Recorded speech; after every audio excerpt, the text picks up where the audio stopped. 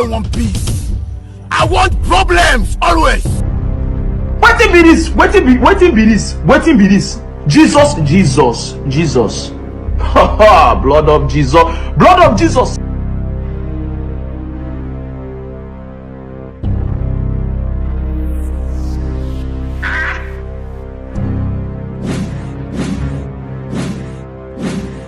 Jesus! I want problems always.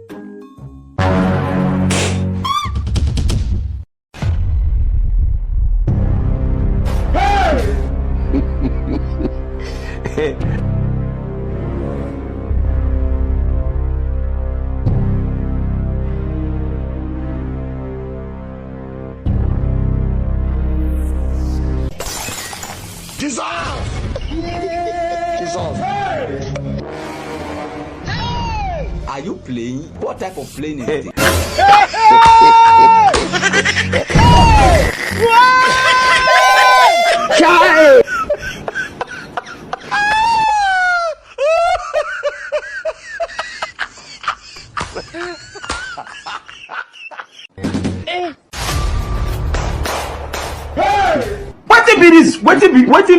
Wetin be this? Jesus.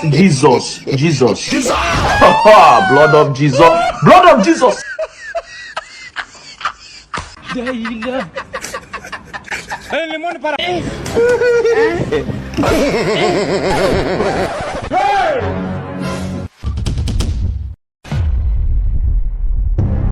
I don't want peace. I want problems always.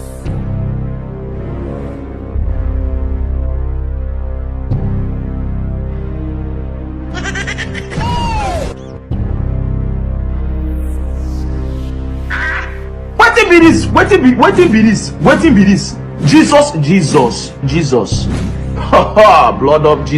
Blood of Jesus.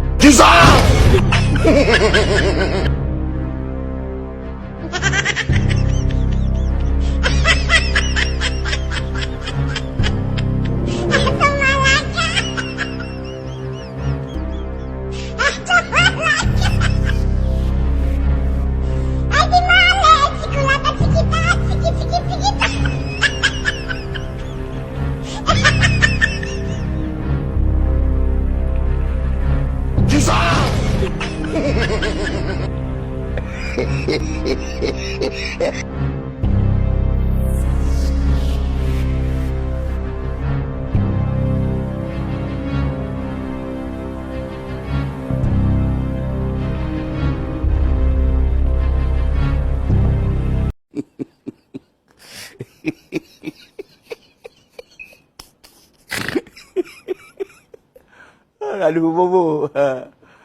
Wajib pa video dah tu.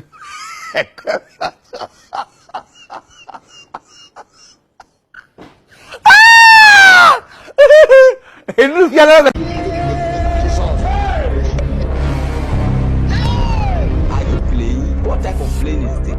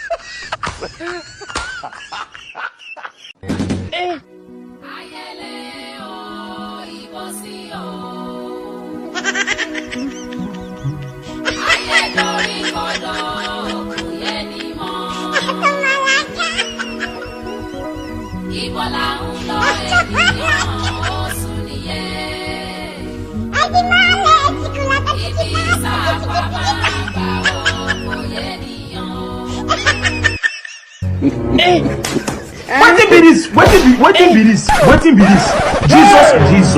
Jesus. Blood of Jesus. Jesus.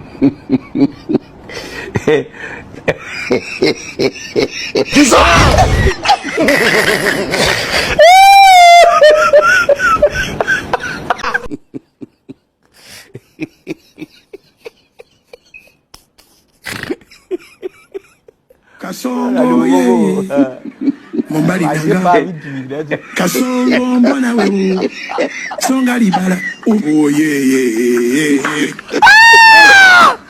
Kasongo mbona wewe Mombali nanga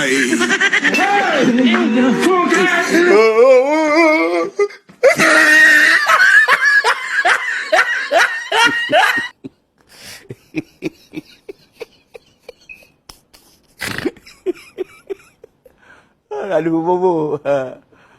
Wajib pa video dah tu. Jesus